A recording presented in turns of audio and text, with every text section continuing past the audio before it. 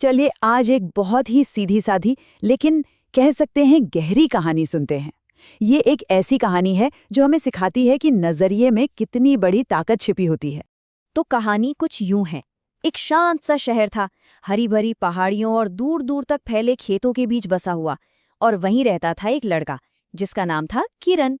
अब देखिए किरण की जिंदगी में ना एक बड़ी अजीब सी बात थी। एक तरफ तो उसके पास वो सब कुछ था जो कोई भी चाहेगा, प्यार करने वाले माँ बाप, अच्छी सेहत, एक महफूज घर, सब कुछ। पर दूसरी तरफ वो हमेशा महसूस करता था कि उसे कोई देखता ही नहीं। वो दूसरों से जलता था और बस दुखी रहता था। मतलब सब कुछ होकर भी उसे लगता था जैसे उसके पास कुछ है ही नहीं।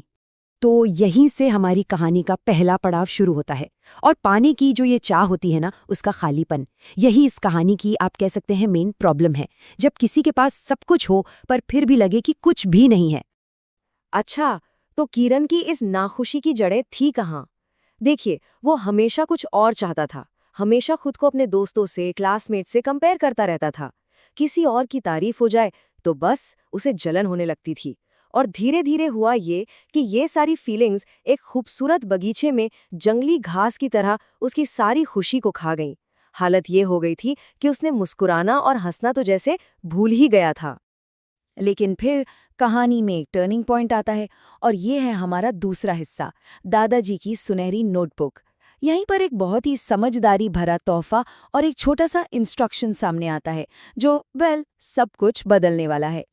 तो हुआ ये कि किरण के दादाजी, जो अपनी समझदारी के लिए जाने जाते थे, उन्होंने किरण को एक छोटी सी सुनहरी नोटबुक दी। और उन्होंने बड़े कमाल के अंदाज में इसका मकसद समझाया। उन्होंने कहा, ये एक जादुई नोटबुक है। ये तुम्हें वो दिखाती है जो तुम्हारे पास पहले से ही है। सोचिए जरा, कितनी सीधी सी बात है पर कितनी गहरी है। तो किरण को एक बिल्कुल क्लियर टास्क मिला। 30 दिन की एक प्रैक्टिस। स्टेप 1, एक नोटबुक लो। स्टेप 2, हर रोज बस 3 ऐसी चीजें लिखो जिनके लिए शुक्रगुजार महसूस करते हो, चाहे वो कितनी भी छोटी क्यों ना हो। और स्टेप 3, इसे पूरे 30 दिन तक करो और फिर देखो क्या जादू होता है ना सिंपल? कोई भी कर सकता है। अच्छा, तो अब देखते हैं कि इस प्रैक्टिस का हुआ क्या। कहानी का तीसरा हिस्सा, रोज देखने की आदत डालना।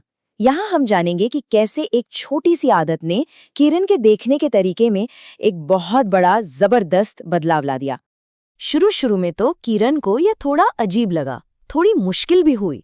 जैसे दूसरे दिन उसने क्या लिखा, जो चीजें बिल्कुल सामने थी, कि उसका बिस्तर कितना नरम है, रात में माँ ने उसकी पसंदीदा करी बनाई थी, और बाहर जो बारिश हो रही थी उसकी आवाज कितनी अच्छी लग रही थी। ठीक है, एक अच्छी शुरुआत थी, पर अभी भी चीजें ऊपर ऊपर से ही थीं। लेकिन 20वें दिन तक आते आते कुछ बदल गया था।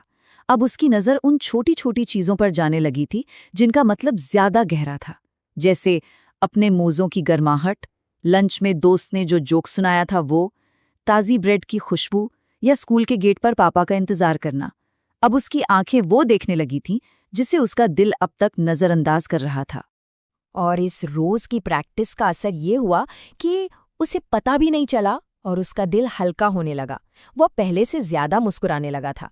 ये जो बदलाव था ना, ये बाहर से नहीं आया था, ये अंदर से आ रहा था। तो अब कहानी उस मोड़ पर पहुंचती है जहां एक पर्सनल जर्नी पब्लिक हो जाती है। ये है चौथा हिस्सा, जब एक राज एक कहानी बन जाता है। यहाँ हम देखेंगे कि अंदर के बदलाव का असर बाहर की दुनिया पर कैसे पड़ता है। तो एक दिन किरण ने हिम्मत करके अपनी क्लास में इस सुनहरी नोटबुक की कहानी सबको बताई। बाद में एक क्लासमेट उसके पास आया और उसने एक ऐसी बात कही जो दिल को छू गई। उसने कहा, यार, मुझे तो हमेशा लगता था कि तुम कितने लकी हो। मुझे तो पता ही नहीं था कि तुम भी स्ट्रगल कर रहे थे। ये एक बहुत पावरफुल मोमेंट था। ये दिखाता है कि हम कितनी बार दूसरों की मुश्किलों से अनजान रहते हैं। और बस उसी पल किरण को एक बहुत बड़ी बात समझ में आई कि हर किसी की जिंदगी में कुछ न कुछ ऐसा होता है जिसके लिए वो शुक्रगुजार होते हैं, और साथ ही कुछ ऐसा भी होता है जिससे वो जूझ रहे होते हैं। इस एक एहसास ने उसे हमदर्दी और जुड़ाव का एक बहुत गहरा पाठ पढ़ाया। तो चलिए अब इस कहानी के असली जादू तक पहुंचते हैं। पांचवा और आखिरी हिस्सा, कृतज्ञता का असली जादू, यानी ये समझना कि खुशी असल में शुरू कहाँ से होती है। तो सवाल फिर वही है, आखिर उस सुनहरी नोटबुक का असली जादू था क्या? क्या सच में वो नोटबुक मैजिकल थी? और यहीं पर इस पूरी कहानी का निचोड़ है।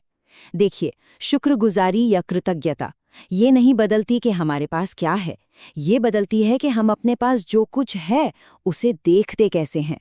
सारा खेल नजरिए का है, हालात का नहीं। तो बात सीधी सी है, जादू उस नोटबुक में कभी था ही नहीं। असली जादू तो किरण के दिमाग में था, उसके अपने नजरिए को बदलने की ताकत में। और ये ताकत हम सबके अंदर है। और ये कहानी हमें एक आखिरी सवाल के साथ छोड़ जाती है। कहीं किरण की तरह हम भी तो उन छोटी छोटी चीजों को नजरअंदाज नहीं कर रहे जो हर पल हमारे आसपास हैं। तो एक सवाल अपने साथ ले जाइएगा, आज ऐसा क्या था जो था तो हमेशा से, पर नजर शायद पहली बार आया।